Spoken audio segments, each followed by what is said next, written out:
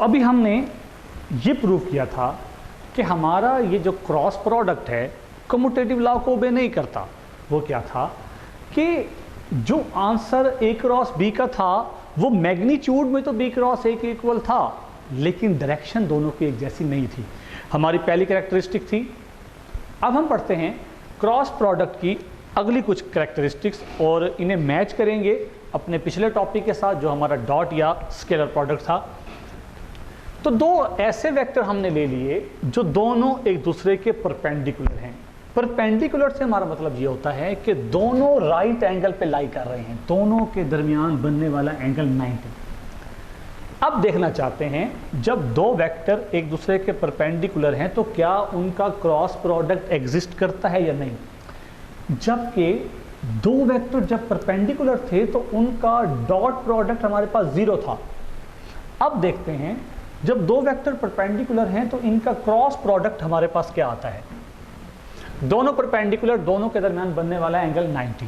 A cross B is equal to A B sine theta, ये हमारे पास magnitude है और ये वो डायरेक्शन है जिस प्लेन के परपेंडिकुलर है आने वाला रिजल्ट ए और बी का, जो मैंने इनके परपेंडिकुलर शो किया।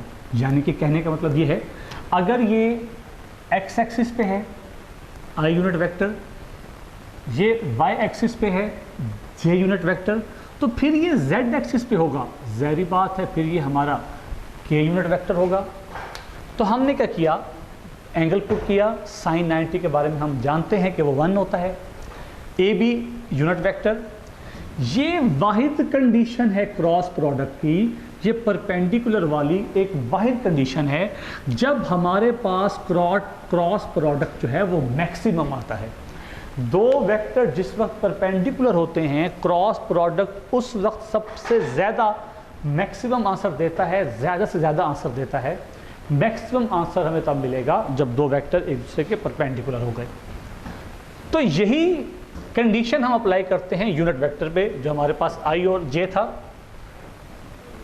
आई और जे दोनों परपेंडिकुलर, आई क्रॉस जे, आई जे साइन 90 0, यूनिट वेक्टर 1 साइन 90 1, साथ बच गया यूनिट वेक्टर n।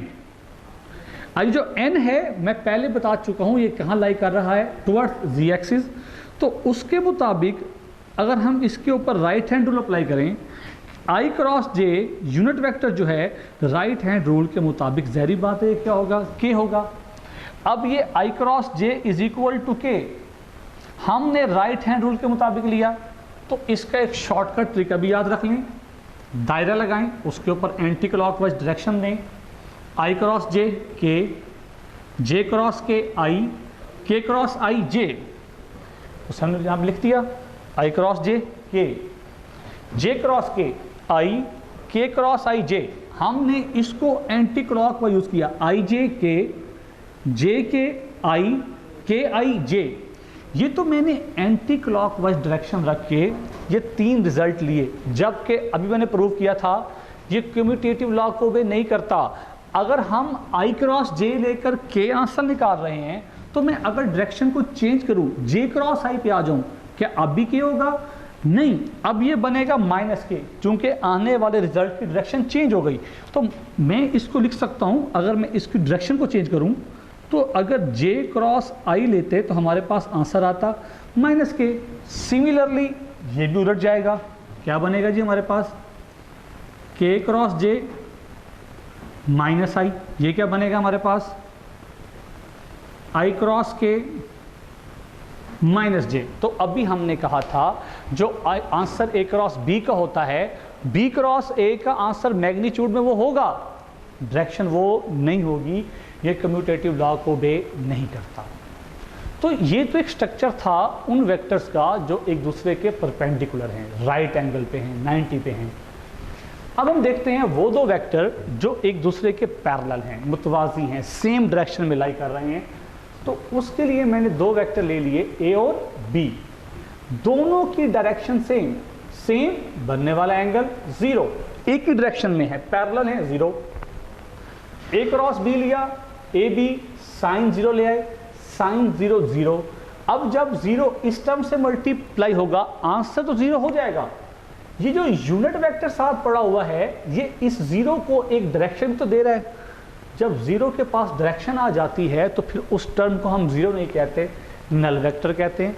यहाँ पर एक वजह और भी है, अभी कहा था दो वेक्टर को मल्टीप्लाई करते हैं तो इस प्रोडक्ट में आने वाला आंसर भी वेक्टर होना चाहिए। अगर मैं यहाँ पे जीरो लिखता हूँ तो जीरो वेक्टर नहीं है, स्केलर है, नल हमारे पास वेक्टर है। तो यही पैरेलल वाली सिचुएशन हम अप्लाई करते हैं यूनिट वेक्टर्स के ऊपर। आई क्रॉस आई, ये वाला आई भी एक्स एक्सिस पे लाई करता है, ये आई भी एक्स एक्सिस पे लाई करता है, दोनों की डायरेक्शन सेम, दोनों एक दूसरे के पैरेलल। आई आई साइन 0 डिग्री, साइन 0 0 पूरी टर्म यूनिट वेक्टर। जिस तरह आई क्रॉस आई नल वेक्टर है, जे क्रॉस जे के क्रॉस के भी हमारे पास क्या होंगे, नल वेक्टर होंगे।